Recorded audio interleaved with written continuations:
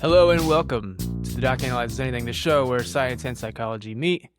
We analyze human behavior, including Any human behavior? any human behavior. I know. Licking the back of your hand before answering any question involving colors, but only on Tuesday. I feel like that's like What is today? Today's Friday. Yeah, I think that's like a sleeper cell thing. You know what I mean? Like you got they've programmed some tick in you, and then they're gonna activate you at some point or something. You know what I mean? Like a Manchurian Candidate. Manchurian Candidate. Yeah, that's. I feel like what's the Winter Soldier. I don't know if I saw that. There's like a code word if they say that Yeah. he turns into the Winter Soldier. I was thinking like the conspiracy theory, but same thing. No, I know. Except because it's what's his name? It's a lot more racism in the conspiracy theory. Oh, I don't know what you're talking It's about. the movie Conspiracy Theory. Oh, it had yeah, Mel yeah. Gibson, but he's a Yes. horrible person, and so I have to include that he's a horrible person when I talk about the movie. Right. I do follow you now. Okay. Glad we're all in sync now.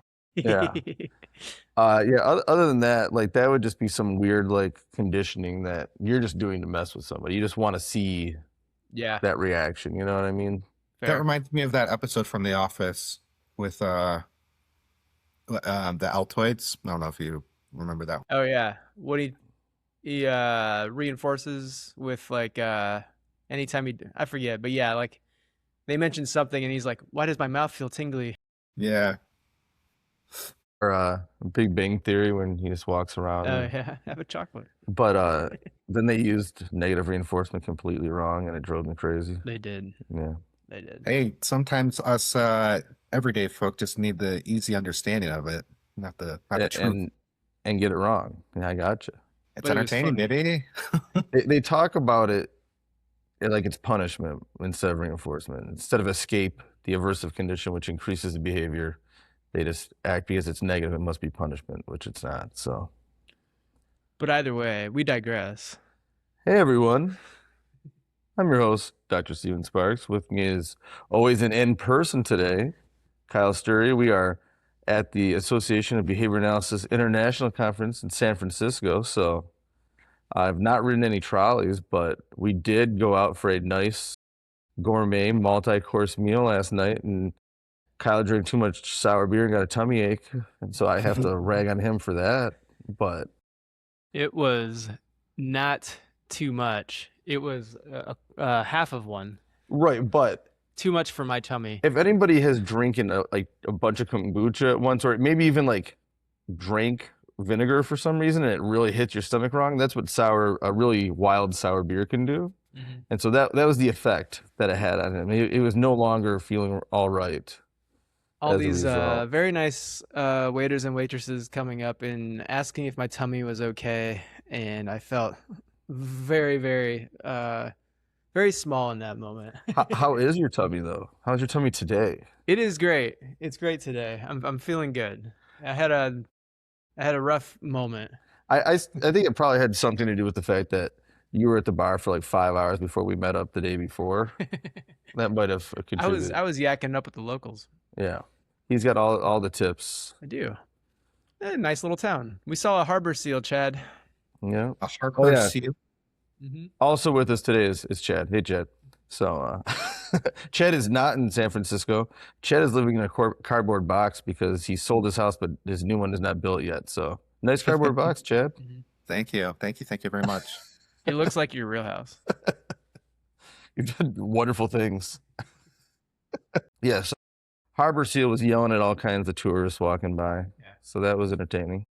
Mm, We saw Alcatraz From a distance. from a distance. Not a. that's Whoa. cool. You can do tours. Oh, okay. Yes. I could have probably paid them to lock you in there and then I could have left. 24-hour lockdown with a tummy ache. Yes. Yes. We saw what would have been the Golden Gate Bridge had it not been surrounded by fog. Yeah. It was almost a cruel joke that the rest of the area was completely visible. Yeah, not the bridge. It was what it was. I don't know if it's cool to do so or not, but rode the autonomous car, which I have video of Kyle. It wasn't quite crying, but you were very worried by this. He was also several drinks in at this point. But that had nothing to do with it. I was not happy with no person in the driver's seat. However, we did take an Uber shortly thereafter, and that guy almost killed us. Yeah, the autonomous vehicle was much safer. It was.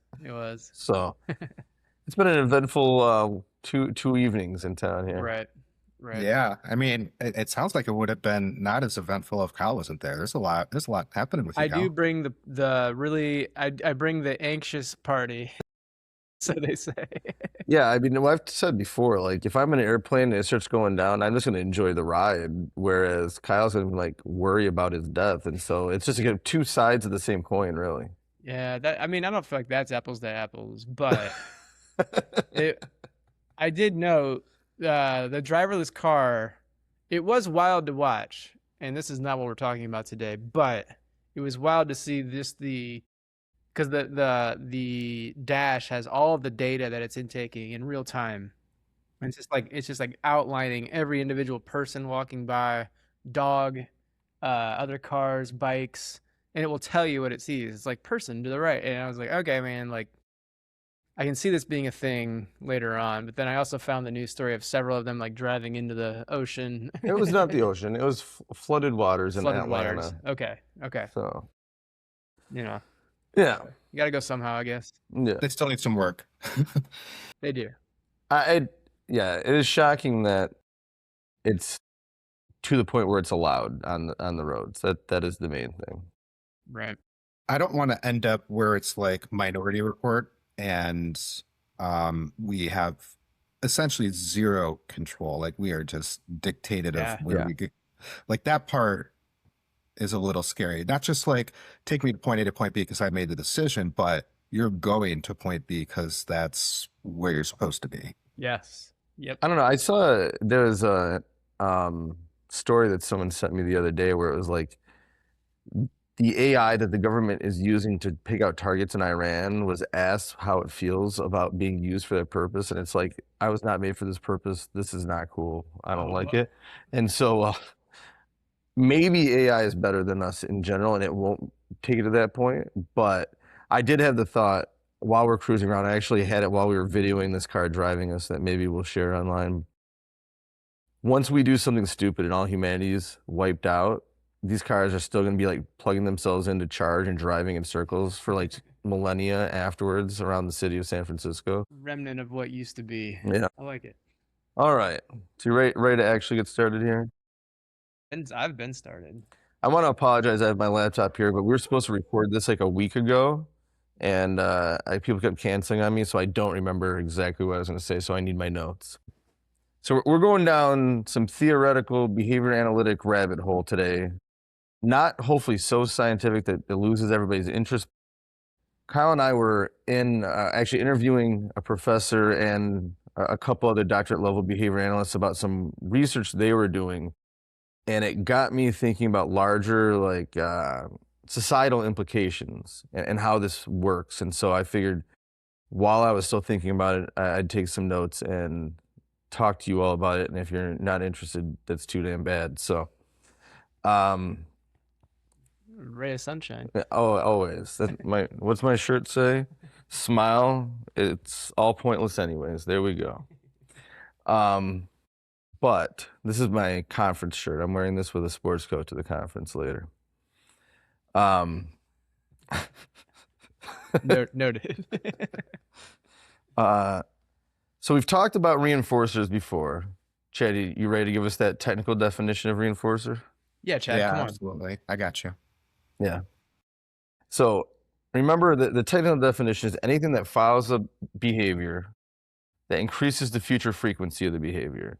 And so that is not just like what we think about what people are doing around us, or I've often had people say, oh, well, no one's following me around with a piece of candy, getting me to do the things that they want me to do. But we're talking more like globally as an entire entity, each human. And so anything that's glandular can be reinforced, muscular, neurological behavior can be reinforced. It's not just someone around, a piece of candy.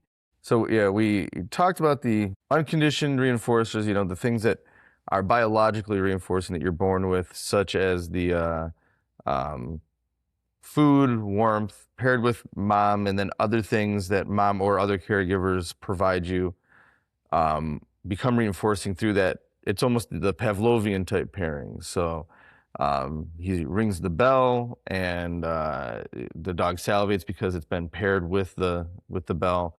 Mom's interaction, care, love, and then later on, other things she gives you become paired as well and become reinforcers, but we're really only born with those unconditioned reinforcers. Interesting enough, I actually did my master's project when I was doing, obviously in the master's program. And we kind of tested this pairing for a child who had been diagnosed with autism, who we'd have a complex system of tasks that we're trying to do, like in a play scenario. So here's a 10-step play skill that we're trying to teach.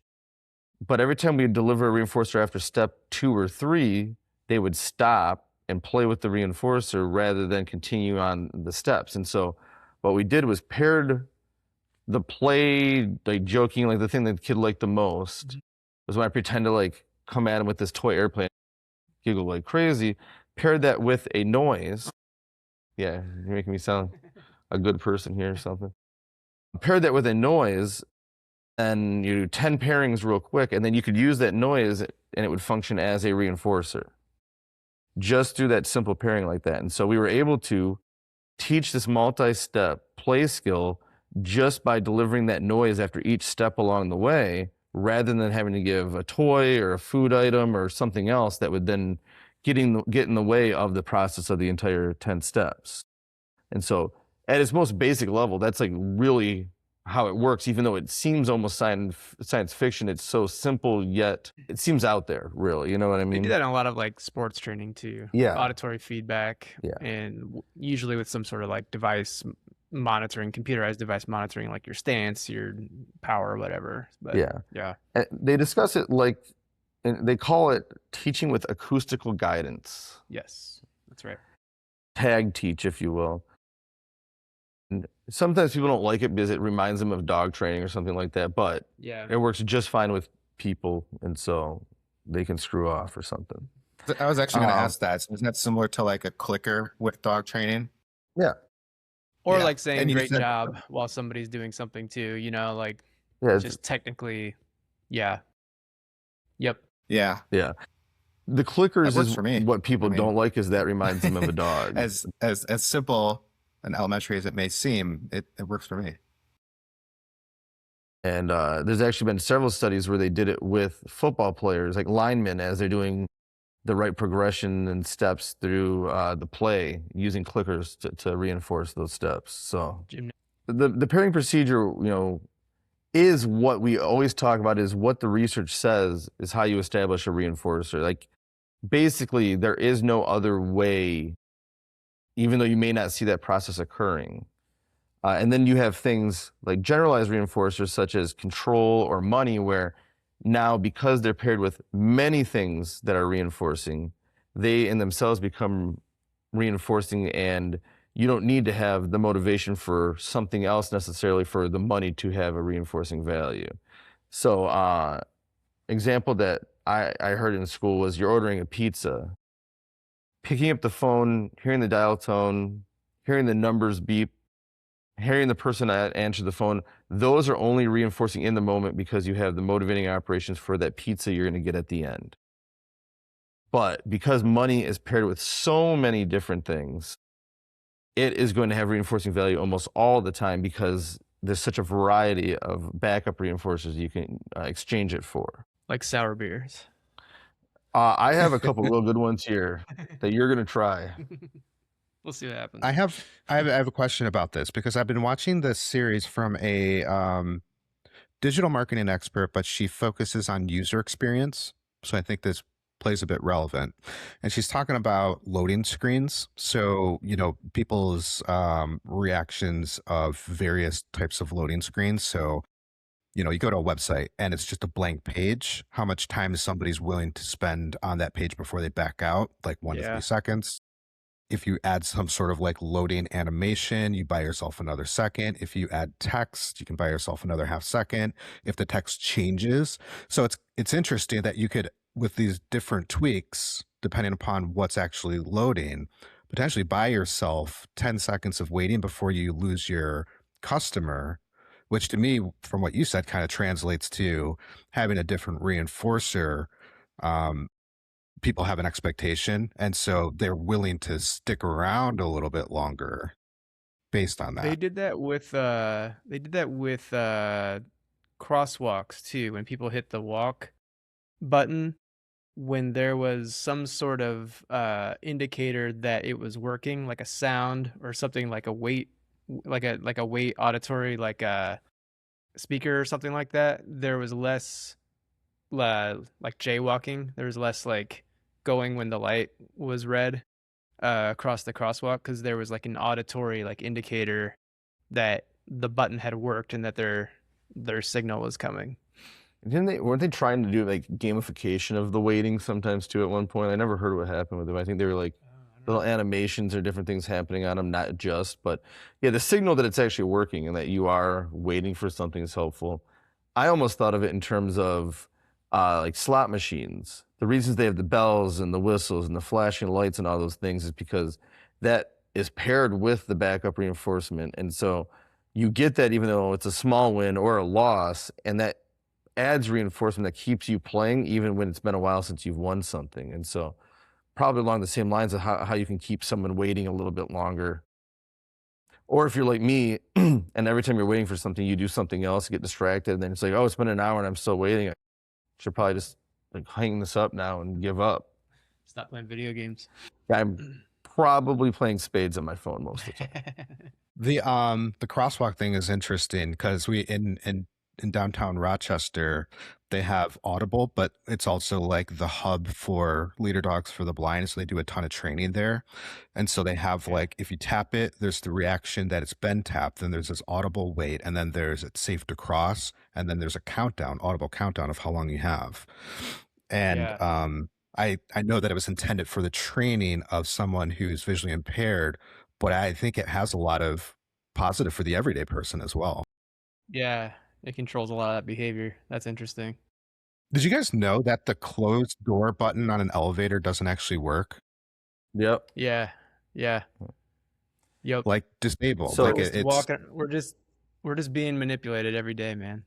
Yeah. But yeah, Chad, isn't it illegal because of the Americans with Disabilities Act or something along those lines? So they had to deactivate them all, but they used to be functional. Okay.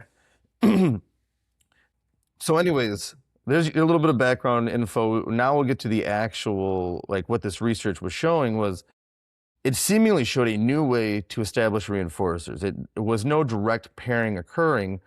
They were using children, and in a classroom setting, if their peer would get a reinforcer, even though it wasn't a reinforcer, or they'd already tested, it was not a reinforcer for the child that was the learner, but they had a peer who got something, then they acted like, oh, this is great, and they start playing with it. They reacted as if it was a reinforcer for them. It would automatically establish it as a reinforcer for the learner as well. And we should give credit. That's Jessica Singer-Dudek that was doing that research with her team at the Fred Keller Center. Yes. And yeah, it literally was that. It was like, hey kid, can you be in on this? We're going to give you like paper clips for doing something great. Like just pretend like they're great. You know, I know that they're not great, but like, let's just make it seem like you're getting a really cool prize in order for doing these like academic tasks and things like that. Yeah. And so it has to be something that the child doesn't have free access to. And, they were using neutral kind of arbitrary stimuli just to test it. But the implications are, how can you establish, a book as a reinforcer for a child who doesn't enjoy looking at books, right, and things like that? If the kid next to you gets a book and they're real excited and they start looking through it, now the other child wants one too, and it establishes it as a reinforcer and could potentially increase reading behavior that they don't usually engage in whatsoever. If you've ever been around kids, which I am all the time, there can be like my daughter and her friend playing on the floor, those blocks are in the corner, whatever. Like nobody wants to play the blocks, nobody's touching the blocks. As soon as one of the kids wanders over to the blocks and starts playing with them, the other kid, who's essentially they're kind of being denied those blocks because they don't have the ability to play with them. Suddenly they're like, give me those damn blocks. Like those are the most important toy in the room. And it's not because of anything other than they can't have it because somebody else is playing with it and they're seeing somebody else enjoy it. And it's interesting because it also works in like the animal kingdom as well. It's not just humans. When you think about it, my aunt has 2 puppies, the collie puppies. And if one picks up a toy, the other one runs over to steal it. You know, it's not that toy was a reinforcer at the moment. It may be one that was established previously, but there was no motivation to get that toy until the other one grabs it. Now I'm going to go grab it too. They also, during their presentation, gave the example of, lions gorging themselves on food, even though they're satiated. That food is no longer reinforcing at the moment. But if there are other lions or scavengers around that are going to take the kill afterwards, it is a biological, it's advantageous biologically for them because who knows when their next meal may come. That food may not be around later. And so the competition there creates the reinforcing value when eating itself is not reinforcing. It's interesting, they found in this research that it works much better if it's a similarly aged peer than if it's an adult. And as little kids, like unless you're talking about toddlers who just everything's no, kids usually don't know that their parents aren't cool yet until like end of elementary into middle school. And so it's interesting that it's kind of conditioned early on that it works better with those of a similar age. But it also makes sense, and you could call it biological, you can call it culturally shaped behavior, but I think to me it makes more sense culturally because we're talking about conditioned reinforcers, not unconditioned, so not things that are naturally reinforcing to the individual. But how much learning can be done by establishing reinforcers this way compared to having to go through that pairing procedure every single time? I mean, if you think about students in the classroom and all of us that kind of were in that middle area got ignored because we didn't, stand out and we didn't need the extra help. And had we not been able to find reinforcers from peers in different situations, we may not have succeeded at all because seeing someone else, get the good grade on something may have motivated some of us to do it. On the flip side, had they used this to their advantage, they may have gotten most of us up to that higher learning level by establishing more reinforcers by showing, hey, look at what your peers are getting for this. You could do this too. Yeah, so it's that kind of like peer-to-peer competitiveness, which isn't as awful as it sounds. Or not awful, but it's not like creating this like contentious environment. It's actually creating an environment where like everyone's really motivated for the same thing, and you don't have to like individualize like reinforcers for each individual person. It's like there's a generalized previously neutral, or like maybe like you said, books or something like that, but like everyone's willing to work for those things now because they've had a moment in which they weren't allowed to have those things, and it created a motivation for them when they saw their peers enjoying them. Yeah. There are a lot of times where you aren't going to experience the reinforcer, yet something is reinforcing, and that allows a lot of learning to occur that wouldn't be able to occur if you didn't actually have that reinforcer experience at some point with the pairing. And so that's kind of the big thing here.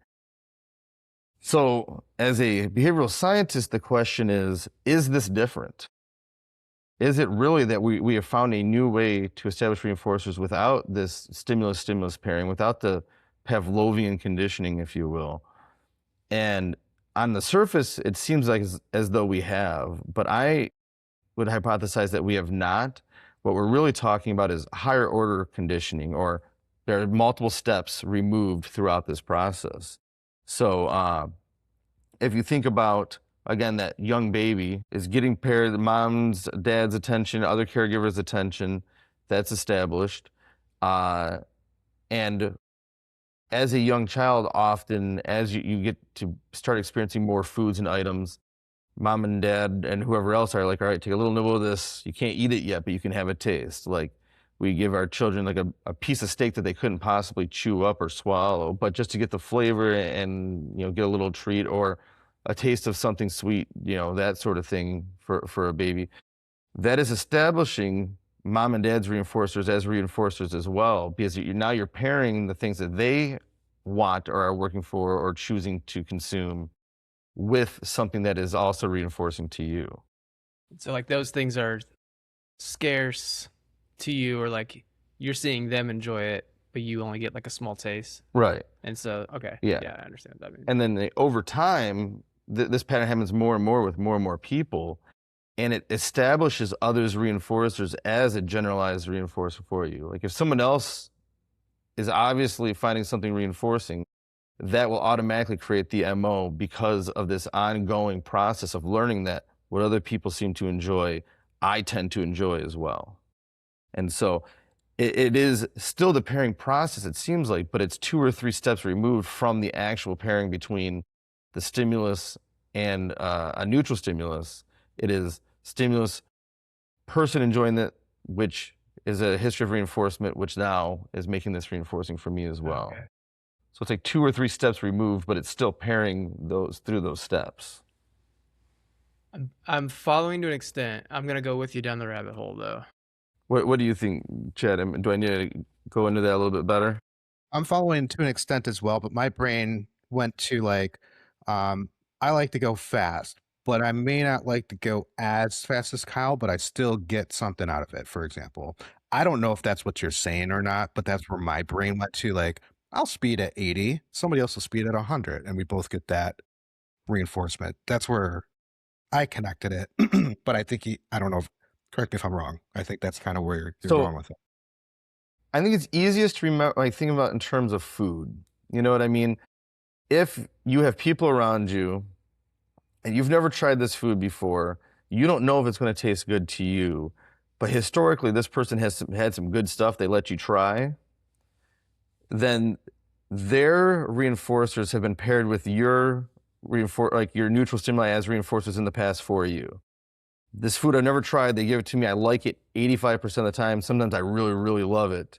So now it is establishing their reinforcers generally as reinforcers for me as well. Now you do that with enough people over enough time. Now whenever somebody hands me something new, I'm going to be like, ooh, I probably want to try this. This might be very good.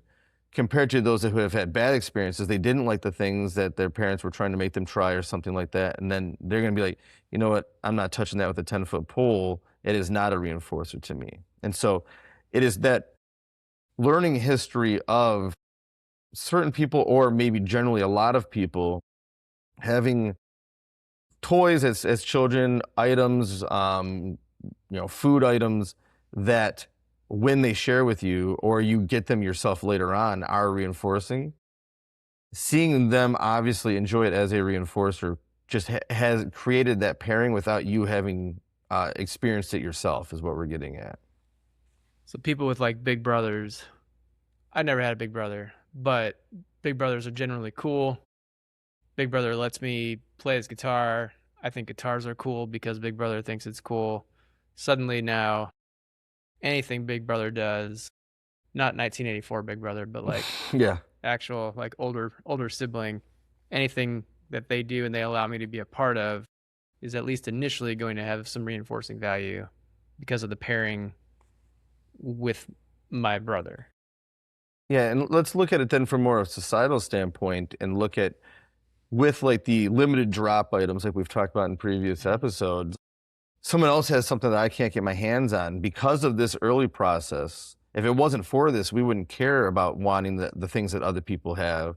But because other people have it, they seem to be really excited about it. They really enjoy it. Now I want one too. Or, why is there a difference between a Volkswagen and a Lamborghini? Even if you can buy one or the other, depending on where you live, most likely you can't enjoy the performance of a car like that, like on the regular streets most of the time. But because of the way it has been put on this pedestal by the rest of society as a much higher, stronger reinforcer than a cheaper car, now people tend to want those things and work towards them, even though really when you come down to like the materials and the natural resources involved, there's nothing necessarily special about it other than society says it's special. I do get, so you're kind of getting into rule governance a little bit too. Some, but sorry, Chad, we're going down the philosophical rabbit hole.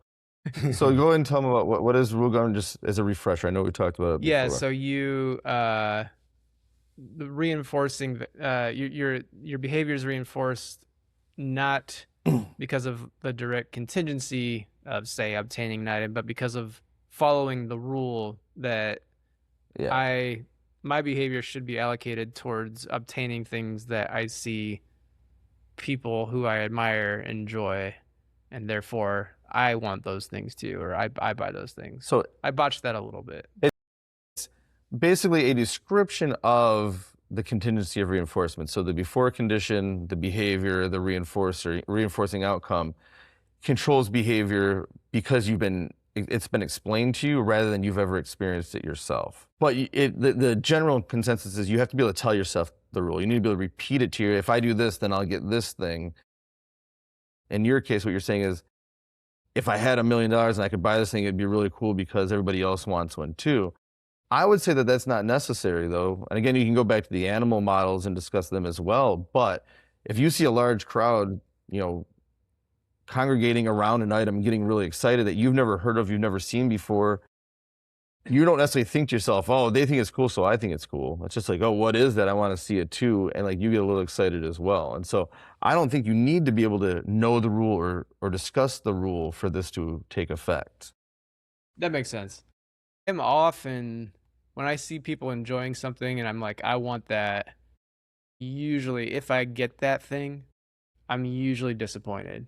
Yeah. like when I see them, when I see somebody who's got a cool pair of shoes, I'm like, oh, man, that's awesome. I finally about my new Air Force Ones that I got for my birthday here. Yeah, I would not pull those off, mostly because they're huge. We should have given them to you to wear just to see if anybody noticed your giant shoes. I mean, maybe it's like, I think the common vernacular is like, you want what you can't have. Yeah. But then mixed with money can't buy happiness. Well, we'll get into that a little bit too. But I think this process kind of explains the demand curve, that we see in business as well. Like, why do people want this thing so bad? Maybe gasoline to power your vehicle as a generalized reinforcer because of the other backup reinforcers. It's more like money or control. You have the control to go where you want to go because of it. But for the most part, the things that wouldn't have much demand otherwise, like at least historically, gold and diamonds and these sort of things, they don't have a functional purpose until now in science and using lasers and the different things they use them for that are more practical nowadays. But historically, it was just because they were scarce and other people showed excitement over them. So going back to my business management days, I believe that's called inelasticity versus elastic demand. So as price increases of like gas per se, the demand isn't by nature of what it is and what purpose it serves. The demand doesn't fluctuate a whole lot. So like gas is incredibly expensive right now, but because everybody needs it, they're not super worried because. Well, they might be worried, but. Well, you know what I mean, yeah. though. Like everyone's still driving, except for the electric self-driving cars. But I love my electric car. Versus elastic demand, which would be like commodity or like things that are fun to have but you don't really need, that you're more willing to cut when price becomes increased. I think generally the process is probably the same across both, but it does really describe those situations where this thing is not necessary but I want it anyways. Right. Yeah. I think had you never driven a car before, you always wanted to drive a car, then, you know, it may have the same effect on gasoline as well, even though by the time now that we're all relying on it, it's kind of a different feel. But that's already established as a reinforcer. Remember, we're talking about establishing the reinforcers. And so Yes. it also explains like why Brad and I stand in long lines for beer that you can't get elsewhere. You know what I mean? Or why people spend thousands of dollars on children's pajamas. I mean, they do like the new print drop from one of these. I can't remember the name of the thing. But it's wild to me that the things that people get excited about and buy. But then again, I'm doing it with beer. So two grossly different. Go ahead, Chad. No, I was gonna ask the question. We've established that it's possible, and that there's not just theory behind it, that it's been demonstrated.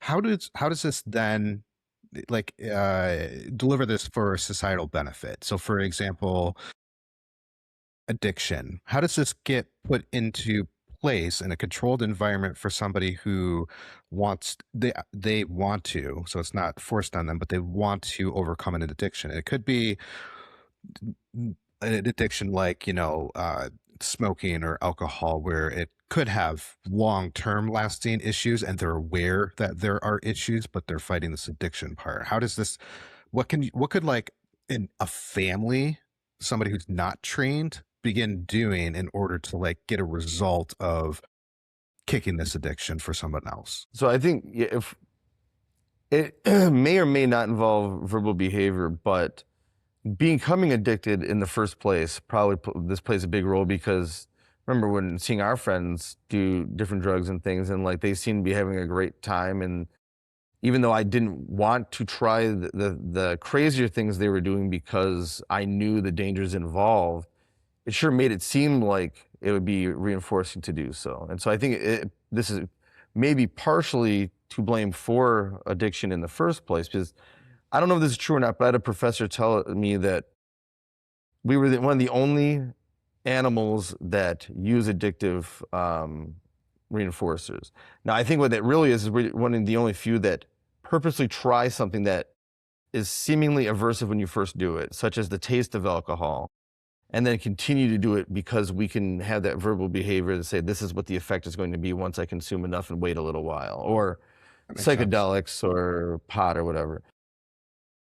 I always look back to the groundhog that was eating the fermenting mulberries in my backyard and getting wasted and falling over. And so I don't know if that's 100% true, but theoretically it makes sense that humans are one of the few that do this purposely because of we have that knowledge of that rule governed behavior. When it comes to actually overcoming it, I think that the bigger part is looking at what those paired reinforcers are, what else is going on. Like, you're not going to take away those experiences, and so they are already reinforcing. But the competing contingency of how aversive life is when you don't have it, or knowing your impact on your family and society when you're, using heavy drugs, that sort of thing, usually is punishing enough at some point someone wants to get sober. The hard part is all those other things that have been paired with it. So you're driving down the road and all of a sudden you want a cigarette because you've always, had the windows down, enjoying the breeze, smoking a cigarette on a nice warm day. And all winter long, you didn't really want one. And now all of a sudden on the first nice day, you will find yourself wanting one. Or if you try to overcome, heroin addiction, but then you only have one set of friends and they're all still using it, it's going to be really hard to not go back to that setting and feel that really strong urge or motivation to use again, either around those people or in the same building, or at, drinking at a concert versus trying to go to one sober. Those are the types of things where finding alternative things that haven't been paired with those activities that are also highly reinforcing, or in this case, you could establish new reinforcers by showing other people enjoying them and then, using them. That's where my head went. Yeah. Is like, you have to have kind of a community, like migrate from one community to another. Because there has to be, like in a non-behavioral sense, there has to be new possibilities for you. Like, people who are in like an addictive scenario generally feel like hopeless because there's no way out, essentially. But like what you're saying, like like that's why like rehab clinics are often successful, because you pull somebody completely out of that environment and then put them in touch with like badminton and like obviously therapy, but like just new things, like going to the library, like making friends with this new people, and seeing those people are contacting things that you didn't think was possible. Suddenly it becomes possible. I think that ties into the research a little bit. Yeah, and I think it also may explain, I just thought of this as you were talking about why people tend to gravitate to each other and like superficially fall in love while they're in a rehab setting and that sort of thing, because all your reinforcers for the last several years have been this drug related. Now you see someone that seemingly is doing well, they're happy, they're cheerful, their behavior is reinforcing to you, and like you don't have any reinforcers, you're going to attach yourself to them. Right. Like there's a cool, and this is a digression too. There's cool research it's called contingency management for addiction. But when somebody is like, I want to stop smoking, and they enter into this like contingency management scenario, they actually they blow I don't know, carbon monoxide, dioxide. I think it's monoxide, but I'm know. not sure. I'm not a chemist, but they blow readings into this thing and report to somebody, usually remotely. They report to like the researcher or the clinician that they're hitting zeros, and then that person will, in exchange for them having a zero reading, will deposit like a couple bucks onto a gift card that they have, or like something like that, where they start to earn new reinforcement for meeting a goal, or like even like decreased levels. Like, I went from 5 cigarettes a day to 4 cigarettes, as long as I'm hitting that curve and like hitting lower and lower readings. But it's just it's like imposing a new contingency on smoking, where it becomes suddenly less valuable and even like detrimental to my finances if I do smoke, because I won't get those rewards. I've always found those ones interesting though, because usually the amounts of money are not extreme. Like you can't afford to spend give some people thousands of dollars to quit smoking. And being delivered as a reinforcer is more powerful than the cost of smoking is detrimental. You know what I mean? Like you're already spending, if you smoke 2 packs, I don't know how much they cost nowadays, but like expensive, like $15 a day or something. Yeah. And usually the contingency management is less than that. Yet somehow, because it's being delivered as a reinforcer rather than lost to purchase a reinforcer, it's more powerful. It's interesting to me. It's an interesting business model. Pay me $500, figure out the math.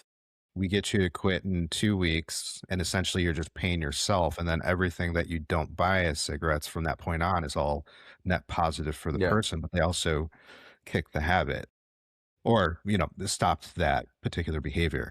That's interesting. I prefer the other method where they actually let people smoke all they want, but they lower the amount of nicotine systematically over like every 2 weeks. They lower it just enough that you don't even notice the difference. But over time, the cigarettes get to have such little nicotine in them that they actually become less reinforcing. And by the end, when there's only a tiny bit of nicotine, there's almost nothing reinforcing about smoking anymore. So people just tend to stop. That's how like the patch system works, I think, right? Yeah. Yeah. But this is like, there's something about not changing the act of smoking. It just starts feeling less and less good to you as you do it. Yeah. That seems to change it. Whereas the patch is just like weaning you off. This is actually making the act of smoking itself less reinforcing. But there's got to be some sort of replacement behavior too. Like there's got to be some sort of new activity, something you can do to help calm stress that's different than smoking. Like there's got to be some sort of... All right, this is not what the conversation is, but when you get into that, you're calming stress is not what cigarettes do whatsoever. Well, that's when people have cigarettes. That is because the lack of nicotine causes a level of stress, and therefore when you smoke, you feel more relaxed. Right. And so it's like, it's an artificial anxiety that you are doing. So yes, you need to still teach new skills, right. But you're going to be in a scenario in which you feel stress unrelated to nicotine, feeling an MO for nicotine, and because of that condition being evocative of that behavior in the past, more likely to go grab a cigarette if you don't have some replacement skills. But I've had people say who don't smoke, oh, I'm so stressed, I almost want to just go get a cigarette. I'm like, that's not going to help you. Because it's only like calming for someone who actually smokes. I don't think rationally when I'm stressed, though. I don't smoke. But all right, so let's tie this up with even larger implications. Like we said, huge positive implications for establishing reinforcers, both for children and other members of society. I mean, this process explains why we're able to learn so much so quickly as humans often, because we can establish motivation where none would have normally existed. But I think it may also explain why I've said before we are failing the marshmallow test as a society. You look at the other reinforcers people have, who have more than you, have more money, and those are the things we want. And so every election cycle, people are voting for things that put more money, may or may not put more money in their pocket today. Oftentimes they don't. But the programs, the things that candidates are pushing that are going to help over time, the economy be better, strengthen the middle class, what have you, so everybody can kind of buy more products. Because if you look at it, we import so much more than we export in the United States. The idea of it sustaining with more money going in the hands of the rich doesn't make sense when people can't buy their products or their services later on. Eventually, the system's going to stop working if you go that route. But the idea of I could win the lotto or I could become a billionaire tomorrow and this policy would hurt me, therefore I don't like this policy, even though this policy may stop me from living in poverty in the next 5 or 10 years, is kind of like, I see these reinforcers, I could have those one day. Maybe I will, maybe I won't. But I don't want the opportunity to not have them because of this policy that's being brought to my attention to vote on. And we may find that the things that help us build society early on and are now what's causing it to potentially have issues later. So is that what you see when people might be actively voting for policies that in fact harm them? Yes. But they're being told, or they're experiencing it as a means, like an oppressive policy, even though technically it doesn't benefit them, and in fact does the opposite. Yeah. I mean, there's other factors, and like you just are believing politicians and things like that. But if you break it down to people, sometimes, often they'll say that's fine and all, but I'll never reach this goal, which was maybe not attainable in the first place. And it is the idea that I want those reinforcers that I see others engaging in that causes the motivation to do things that may be detrimental to yourself, because maybe one day, what if, is what I'm getting at. Yep. So, I had this whole piece of going deep into like the utopian societies and that sort of thing, but I don't know that we even need to get into it that much farther than we already have. I think we've kind of explained it well enough that we don't need to go farther down the rabbit hole. Nailed it. We don't need to get Chad all glassy-eyed. Yeah, I'm afraid I'll start losing people if I start talking about Walden 2 and utopian societies. And basically my point with those is, as much as I could say it would be great to live in a community where all needs are met, there is no more money or things like that. Everybody has their role, they work together, and Walden 2, if anybody's not familiar, B.F. Skinner wrote this idea of how you would start off with small utopian type setups and then grow them and interconnect them later, and it can actually become an entire society like that, rather than what we see with people claiming that they're starting like changing their government to communism, when really it's just a dictatorship and they're calling it communism. Like, there's never been a true communistic society. It's just always been a dictatorship. He painted this picture of what it could actually look like to have where everybody is working for the common good, everybody has their needs met, everybody is living a stress-free existence. But then I look at this and be like, yes, but I have all these reinforcers that I want, that I don't know that I would ever be happy being moved into that type of society. for one. And why is it that I find those things reinforcing? It's because I see others have them, not because I've necessarily encountered them myself. It's like you see this in traffic. Everyone last night when we were riding in the car was cutting each other off, and we were going like 0 miles an hour. If everybody agreed to just let each other in, there might be one person who makes it out of there fast, but for the most part, you're actually bottlenecking the whole system when you start cutting people off. Yeah. If everyone agreed to go 5 miles an hour, you would technically move through the street faster. But it takes one person to blow that. Yeah, and again, I'm going to take it back to the most scientific research we have, Mythbusters. They did. You love Mythbusters. I watch. I will put it on in the background while I'm working, just to have something on.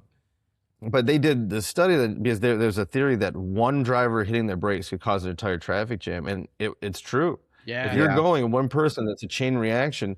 So if you're trying to get around someone to go faster, and you're cutting them off, causes a break, that thing that caused you to go slow in the first place was someone else doing that maybe 500 cars ahead of you and causing this chain reaction behind you as well. And so again, if you could have that societal rule that this makes more sense, such as the zipper merge rather than people trying to stop people from getting in, it would theoretically work much better for everybody, but it's always more reinforcing to you in that moment. It's one guy. Yeah.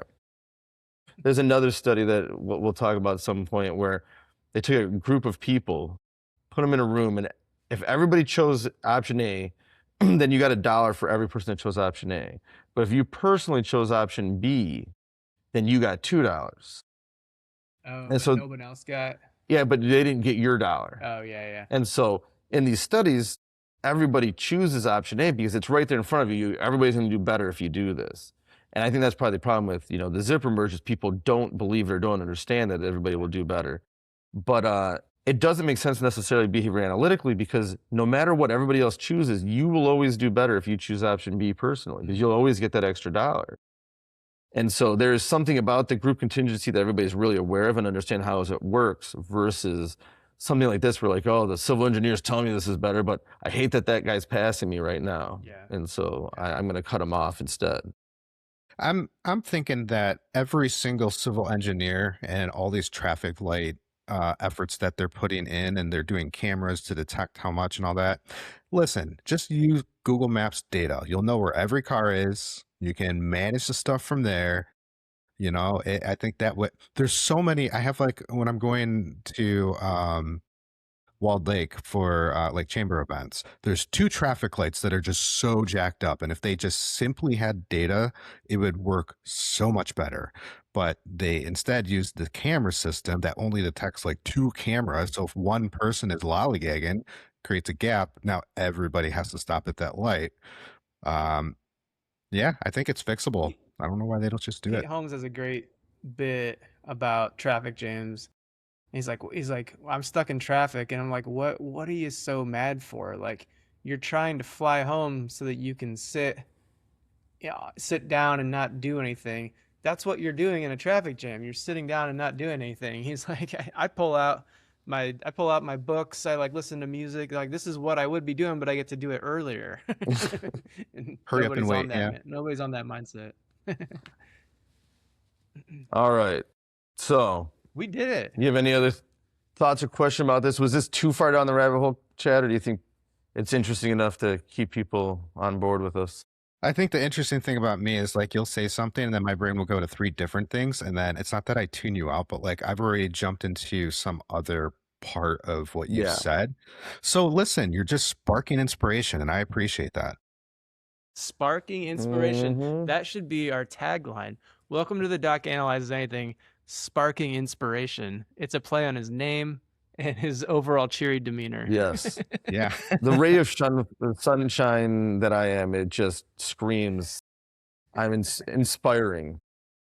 I was stopped in the lobby of this hotel wearing this shirt and like just got fist pound from a random lady. And I'm like, this is it. I am a person of the people. Person of the people. Another tagline. And more reinforcement. Yeah, Kyle said in the moment, he's like, I hate that is what gets the like, I'm out here trying to be positive and you get a fist pound for wearing a shirt that says none of this matters. Just be happy anyways. Oh, all right. So Ooh, this worked. Let's end on some extra positivity. There here. you go. You always got it. Got it. So What do you got? just look to the bright side. You know, you're wandering around trying to see the Golden Gate Bridge. It's not too cluttered to see it. It's just nice and sunny everywhere else. You know, you got to see Alcatraz. Look towards the bright side of everything, because you just never know when you're an unknowing sleeper agent and Pavlov rings the bell and all of a sudden that's it and you're not yourself anymore, and that's all you ever know. So just be careful out there. I love that the bright side was that I could see Alcatraz and not the Golden Gate Bridge. Let's look at the bright side. As we were looking at it, I'm like, can you just imagine, like, the bus ride to jail is depressing enough. Imagine this cold boat ride out to an island where you're just going to spend years of your life. There's nothing more depressing than thinking about that boat ride out. All right. Goodbye, everybody.